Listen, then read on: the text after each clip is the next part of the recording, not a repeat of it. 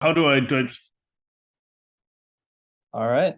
Hey, today we have Aaron Brossoit, CEO of Golden Shovel Agency, which is an economic development communications firm with a focus on web development and marketing. Hey, Aaron, thanks for being here.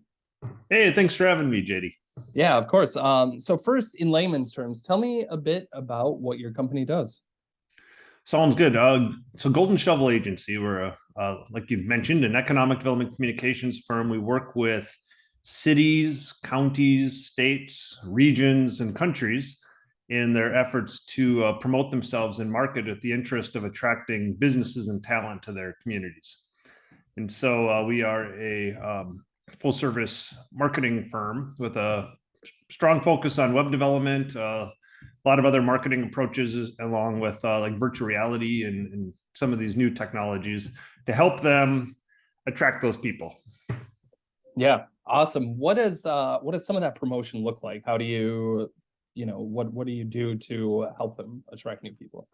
Sure. So in the end, like if you're attracting talent, which is right now is a huge part of economic development because the businesses move where the talent is.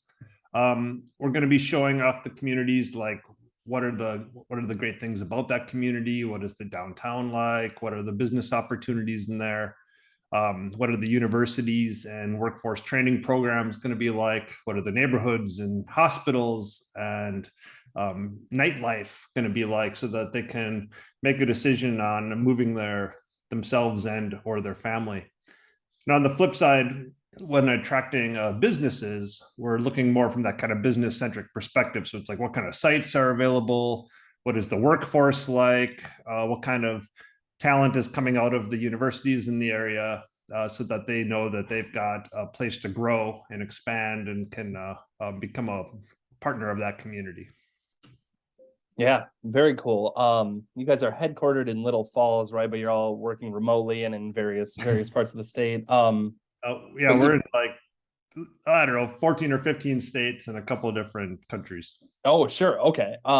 Maybe could you speak to? I know you've done work in Little Falls, but maybe you could speak to projects you've done in some a Minnesota city recently, and what some of that work has looked like. Oh, sure. Yeah, we work with a lot of clients in Minnesota and uh, different types of clients. We've worked with some smaller communities, including Little Falls, and we've done work in like Benton County and kind of central Minnesota. If you go up to the cities, we've worked with Roseville. We've worked with some of the utilities like Great River Energy, which covers 94% of Minnesota, and many other. Ramsey County is a client of ours. Washington County. It goes. There's about 40 of them. Sure, sure.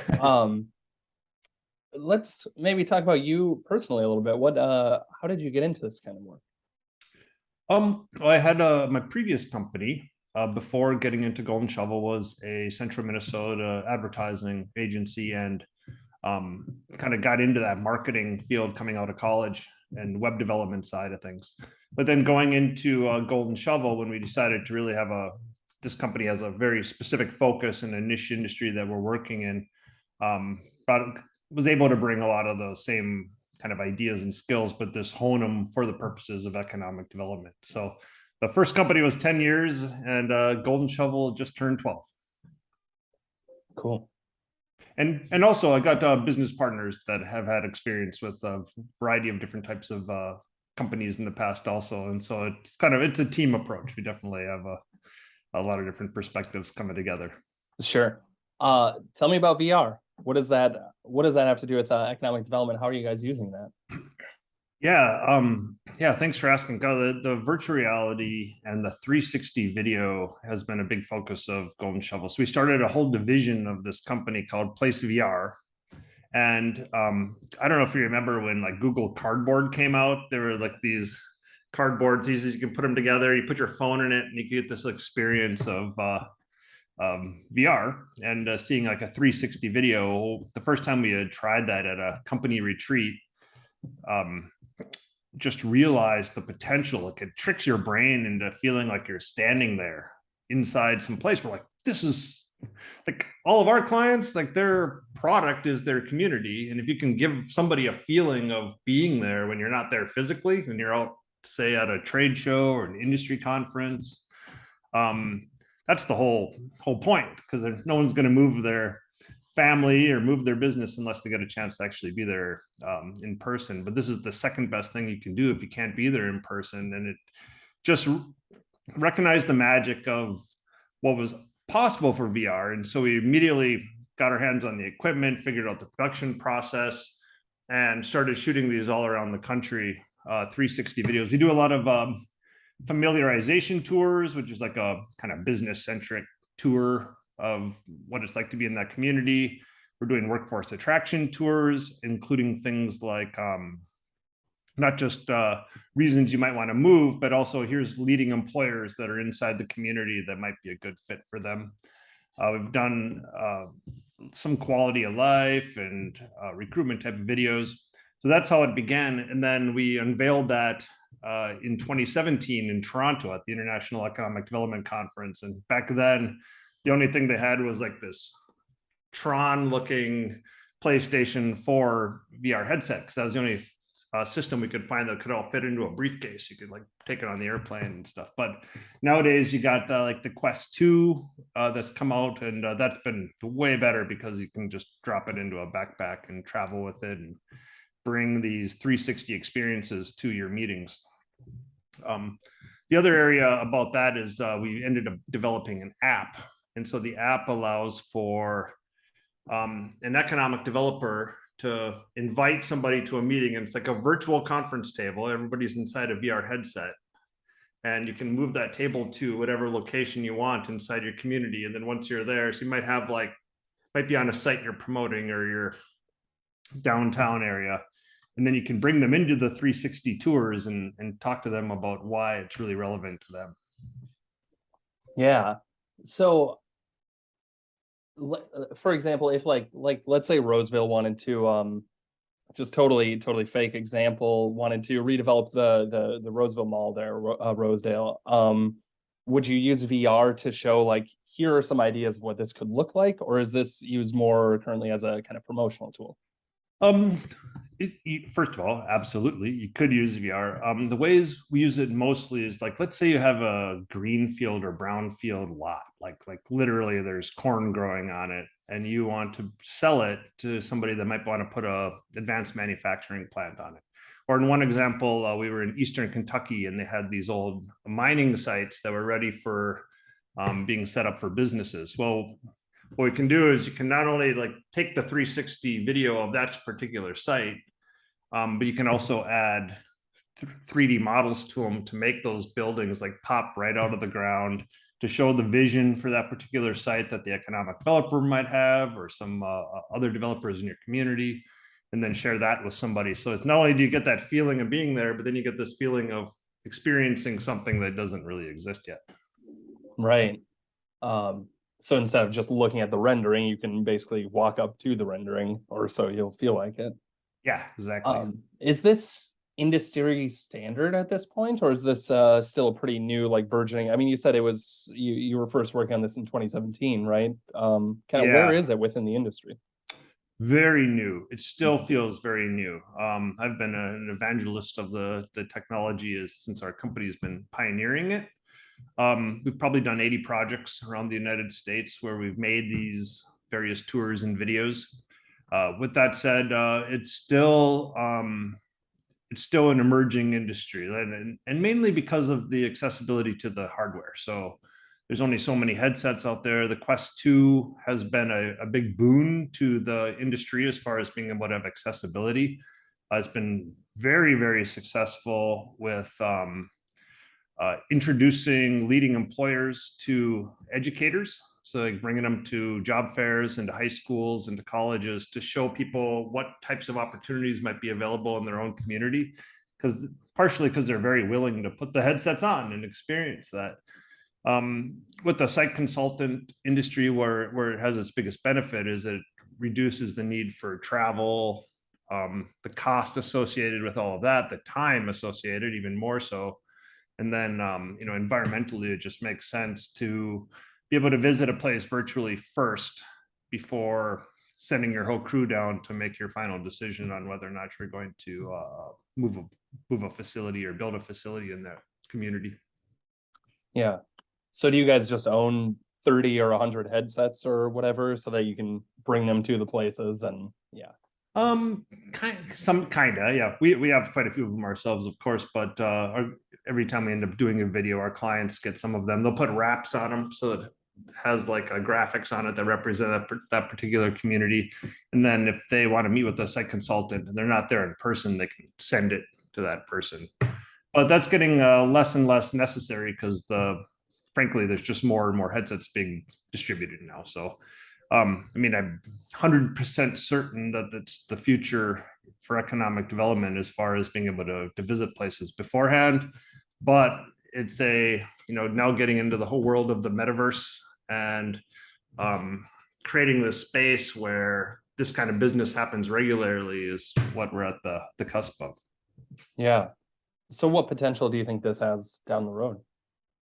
Oh, huge potential because I mean, once again, it comes down to money and resources. And so if you can go visit a place and meet with people with that sense of presence, like you're sitting there with them and have them give you that tour of that location or those sites that you have available, I mean, that's incredibly valuable. It saves tons of time. You can do it from your office. And it's not just for kind of metros or more established communities, but it has a really big I think opportunity for rural communities and for emerging economies. We recently just launched three websites in Africa.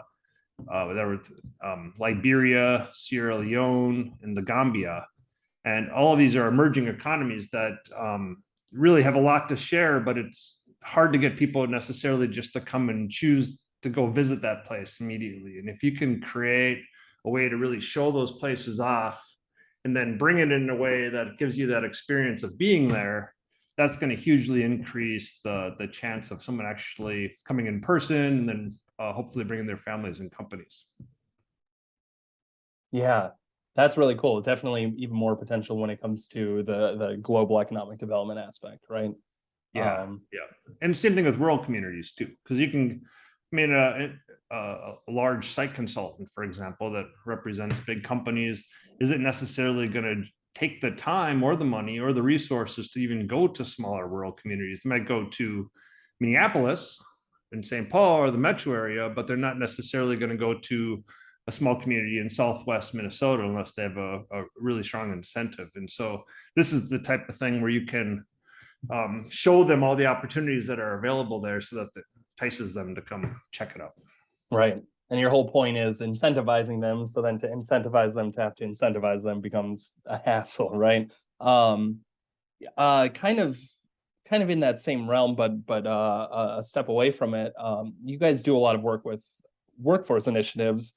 And I believe you're working remotely, right? I'm working remotely too. I'm in Stillwater, Minnesota. Sure, yeah, awesome. And I'm here in Minneapolis. I'm not far from work, but I'm at home. What do you think? What are you seeing with remote work right now and working from home? How is it changing? What do you think is the future of it? Oh, well, good question. First of all, like our company has been virtual since we started. So for 12 years, we've been supporting everybody chooses where they can work, chooses when they're going to work, what their best environment's going to be. So we've had a lot of experience with that. And then certainly when COVID hit, that put a huge emphasis on remote work when everybody suddenly was working from home.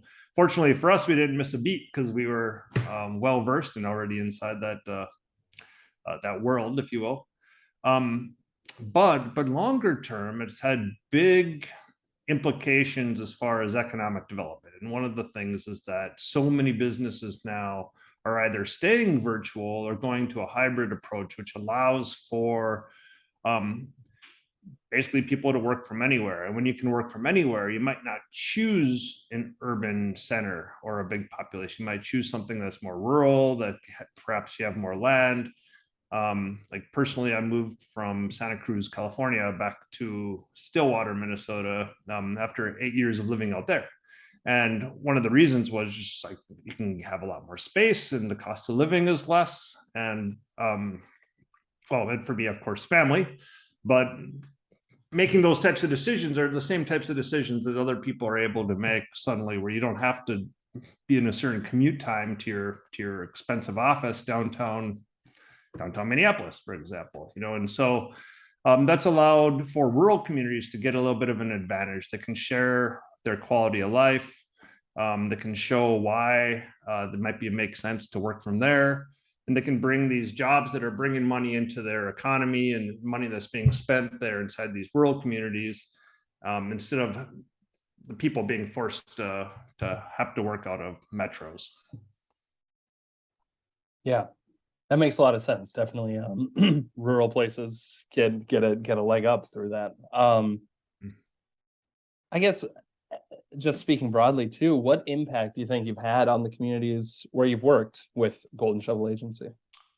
Oh, great. Well, right now, we work with some 240 different clients all around North America and a little bit internationally. And we know that there's an impact because we find out when a business moves, when jobs get created. I mean, one thing that's really great about Golden Shovel and working at Golden Shovel, and the team, I believe, would agree if I could speak for all of them, is that what we're doing is helping communities thrive. And so when you can attract somebody that's the right fit for community and they love where they are and they're great working where they are, you get a business there that changes the face of that community for the positive. Boy, that just gives me shivers up my spine just thinking about it. And it's my previous business, I worked in advertising, and you were making advertising a product for this or that, and it was very creative work. But what's so cool about this work is that it truly impacts people's lives, and you can get a sense of that. And we get that feedback back from the communities that we're helping when they're, oh my gosh, this is great. We got this business in, we got this talent that moved here. And so our job's just to get better and better at that, and be able to really focus in on what we're doing and help all the communities get the right people and get all the right businesses. Yeah, awesome. Aaron, I'm not sure I have any other questions. Is there anything you want to add that I didn't ask about? No, thanks you though for meeting with me today, and just really appreciate the conversation. It's so fun to share about what we're up to. Yeah, awesome. It was really cool to hear about. So yeah, thanks a lot. Thanks for taking the time. Thank you. Take care.